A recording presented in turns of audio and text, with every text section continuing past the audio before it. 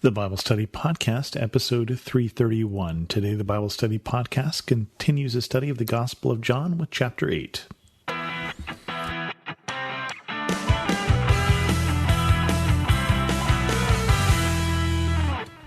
Welcome to the Bible Study Podcast. I'm your host, Chris Christensen.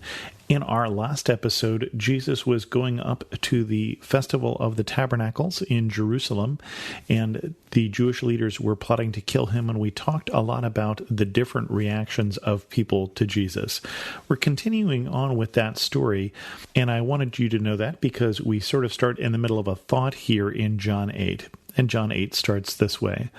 But Jesus went to the Mount of Olives. At dawn he appeared again in the temple courts where all the people gathered around him, and he sat down to teach them. The teachers of the law and the Pharisees brought in a woman caught in adultery. They made her stand before the group and said to Jesus, "Teacher, this woman was caught in the act of adultery. In the law, Moses commanded us to stone such women. Now, what do you say?" They were using this question as a trap in order to have a basis for accusing him. But Jesus bent down and started to write on the ground with his finger. When they kept on questioning him, he straightened up and said to them, "Let any one of you who is without sin be the first to throw a stone at her." Again he stooped down and wrote on the ground. At this, those who heard began to go away, one at a time, the older ones first, until only Jesus was left with the woman still standing there.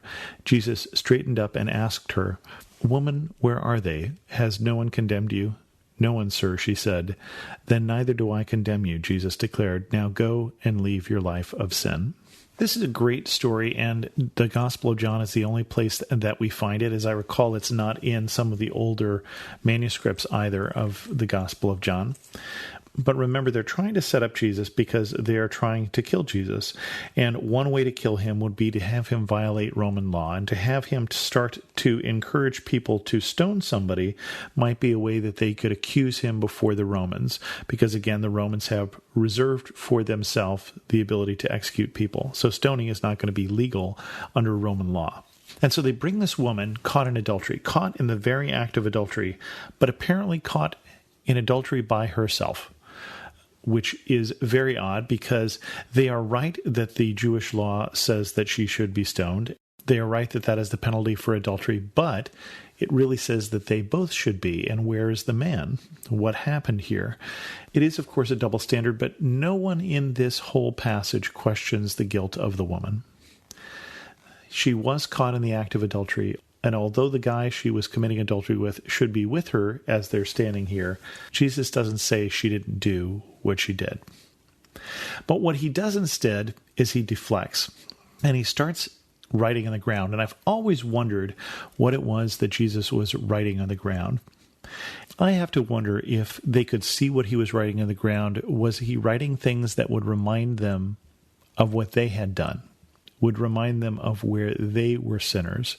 Because we do know that finally he stands up and says, "Let he who is without sin throw the first stone." And it's always interesting to me, too, that they go away one at a time, they drop their stones and walk away, starting with the oldest, starting with those who have lived the longest, made the most mistakes, or at least have the wisdom to see that they are not perfect either. And again, we don't know what he wrote on the ground. And I wrote a song when I was in high school that said, "Jesus stooped down and wrote on the ground, and he rewrote the law." Because remember that what they are doing is completely consistent with the law of Moses, except for the fact that they leave the man out. And what Jesus is doing is he is not being inconsistent with the law, is he's going one step further that says, okay, she does deserve this penalty, but do you deserve to be her judge? And so finally she says, "Who accuses you?" And no one. And he says two interesting things. One, then, "I don't accuse you either, but go now and leave your life of sin." In other words, Jesus is saying, I know what you did. I know that you are in fact an adulterer. I know that you are guilty under the law of Moses. So stop being that way. So don't be that person anymore. This is somebody who, as of this point, is getting a new life. As far as she knew, not that many moments ago, her life was over. Her future was bleak. And Jesus has just given back to her life, and he's saying, now spend it wisely. Continuing on with John 8, a dispute over Jesus' testimony. When Jesus spoke again to the people, he said, I am the light of the world. Whoever follows me will never walk in darkness, but will have the light of life. The Pharisees challenged him, Here you are, appearing as your own witness. Your testimony is not valid. Jesus answered, Even if I testify on my own behalf, my testimony is valid, for I know where I came from and where I am going. But you have no idea where I came from or where I am going. You judge by human standards. I pass judgment on no one. But if I do judge, my decisions are true because I am not alone. I stand with the Father who sent me. In your own law it is written that the testimony of two witnesses is true. I am one who testifies for myself. My other witness is the Father who sent me. Then they asked him, Where is your Father? You do not know me or my Father, Jesus replied. If you knew me, you would know my Father also.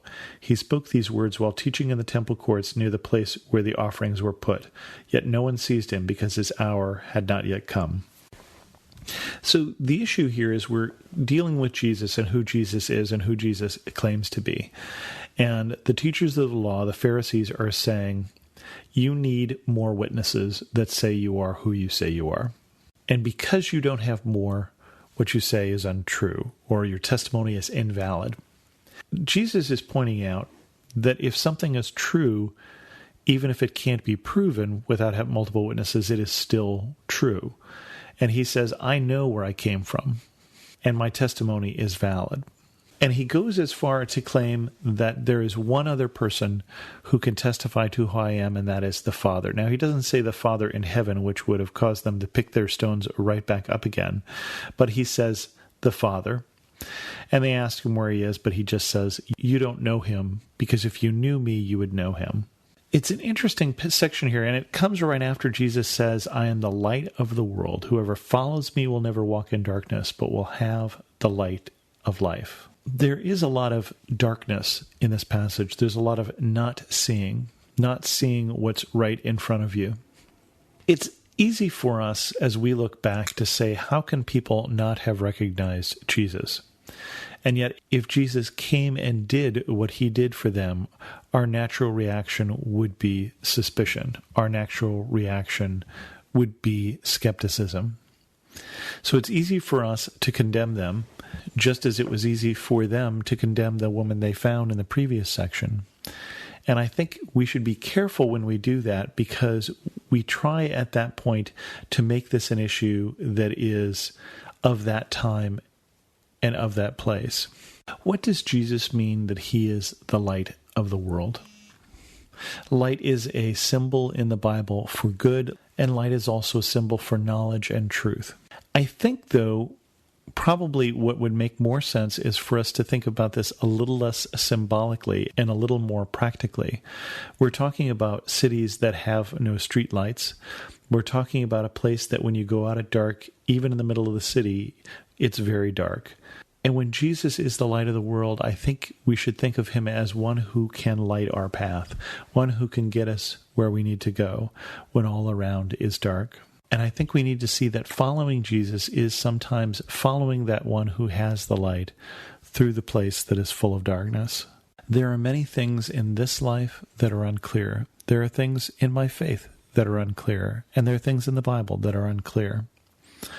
But who Jesus is, the Son of God who came to save us, is clear. We can reject that or we can accept it. It's not something that he left a lot of room for us to debate whether he meant it.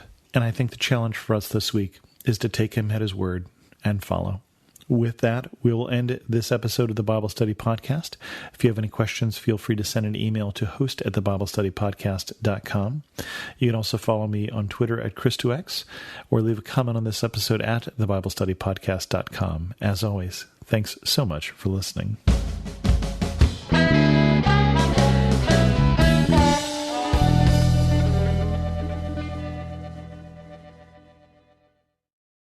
Do you ever hear sayings make their way through the culture and the church that seem nice in theory, but are actually theologically problematic? My name is Shara Donahue, and I'm the host of The Bible Never Said That, a podcast where we examine these popular sayings under the lens of biblical truth. We cover sayings like, God won't give you more than you can handle, time heals all wounds, and follow your heart. We also spend time exploring how people use Bible verses out of context. If you want to grow in discernment and truth, join us and subscribe at lifeaudio.com.